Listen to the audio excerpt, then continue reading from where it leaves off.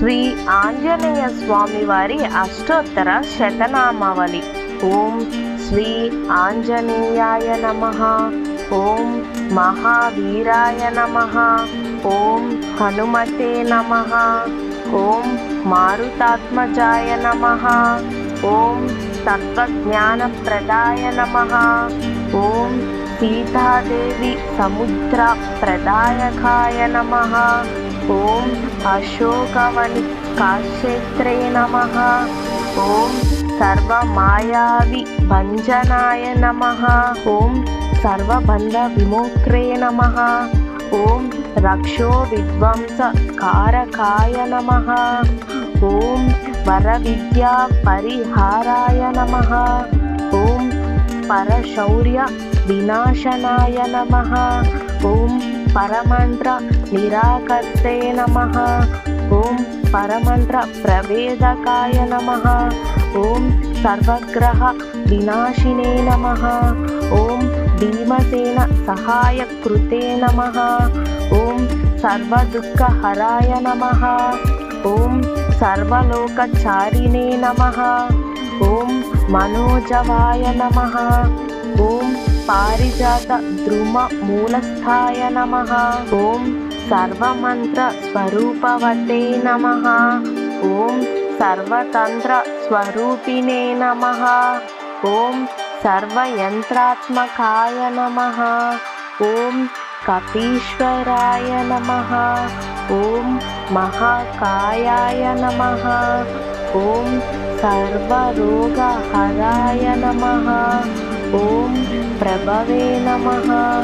ఓం బలసిద్ధికరాయ నమః. ఓం సర్వవిద్యా సంపత్ప్రదాయకాయ నమః. ఓం కపిశేన నాయకాయ నమః. ఓం శ్రీ ఆంజనేయాయ నమః. ఓం భవిష్యత్తు రాణాయ నమః. ఓం కుమార బ్రహ్మచారిణే నమః. ఓం రత్నకుండల దీప్తిమతే నమః. ఓం సంచలజ్వాల సన్నద్ధ లంబమాన చికోజ్వలాయ నమః. ఓం గంధర్వ విద్యాతత్వజ్ఞాయ నమః. ఓం మహాబల పరాక్రమాయ నమః. ఓం కారాగృహ విమోక్త్రే నమః. ఓం శృంఖలాబంధ విమోచకాయ నమః. ఓం సాగరోత్తరకాయ నమః. ఓం ప్రజ్ఞాయ నమః. ఓం రామదూతాయ నమః. ఓం ప్రతాపవతే నమః. ఓం వానరాయ నమః. ఓం కేసరీసుతాయ నమః. ఓం సీతాశోక నివారణాయ నమః. ఓం అంజనాగర్భ సంభూతాయ నమః. ఓం బాలార్క సదృశాననాయ నమః. ఓం విభీషణ ప్రియకరాయ నమః.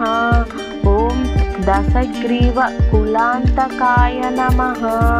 ఓం లక్ష్మణ ప్రాణదాత్రే నమః. ఓం వజ్రకాయాయ నమః. ఓం మహాద్యుతయే నమః. ఓం చిరంజీవినే నమః. ఓం రామభక్తాయ నమః. ఓం దైత్య కార్య విదూతకాయ నమః. ఓం అక్షహంత్రే నమః. ఓం కాంచనాభాయ నమః. ఓం పంచవక్రాయ నమః. ఓం మహాతపసే నమః. ఓం లంకినీ భంజనాయ నమః.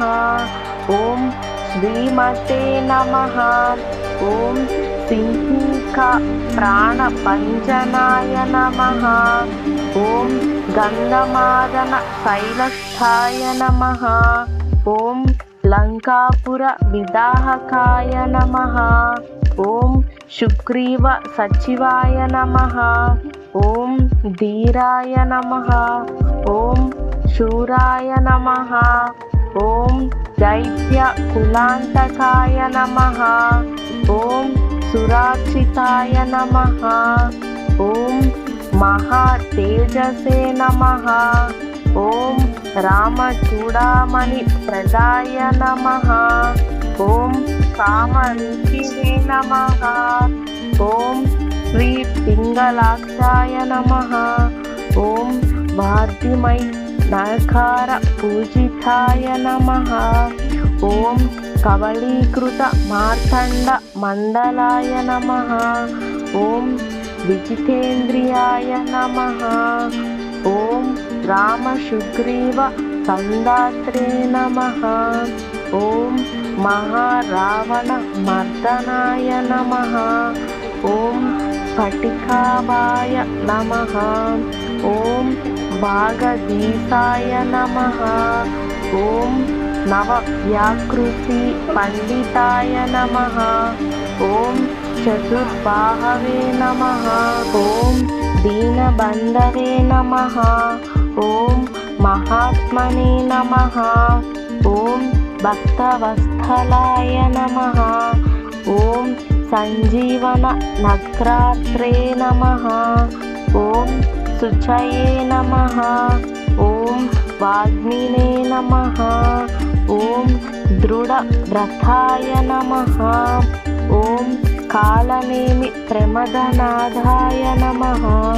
ఓం హరిమర్కట మర్కటాయ నమః. ఓం దాంతాయ నమః. ఓం శాంతాయ నమః. ఓం ప్రసన్నాత్మనే నమః. ఓం శతకంఠ మదాపహృతే నమః. ఓం యోగినే నమః. ఓం రామ కథాలోలాయ నమః. ఓం సీతాన్వేషణ పండితాయ నమః. ఓం వజ్రనఖాయ నమః. ఓం రుద్రవీర్య సముద్భవాయ నమః. ఓం ఇంద్రజిత్ప్రహితామోఘ బ్రహ్మాస్త్ర నివారకాయ నమః. ఓం పార్థధ్వజాగ్ర సంవాసినే నమః. ఓం శరపంజర భేదకాయ నమః. ఓం దశబాహవే నమః. ఓం లోకపూజ్యాయ నమః. ఓం జాంబవతి తీవ వర్ధనాయ నమః. ఓం సీతా సమేత శ్రీరామ పాదసేవ దురంధరాయ నమః. స్వస్తి. ఇక్కడితో శ్రీ ఆంజనేయ స్వామి వారి అష్టోత్తర శతనామావళి పూర్తయింది. రేపు ఇంకొక వీడియోలో ఇంకొక అష్టోత్తరంతో మళ్ళీ కలుసుకుందాం. ఏ అష్టోత్తరం కావాలో తప్పకుండా కామెంట్ చేయండి. ఇంకొక వీడియోలో ఆ అష్టోత్తరంతో మీ ముందుకు వస్తాను.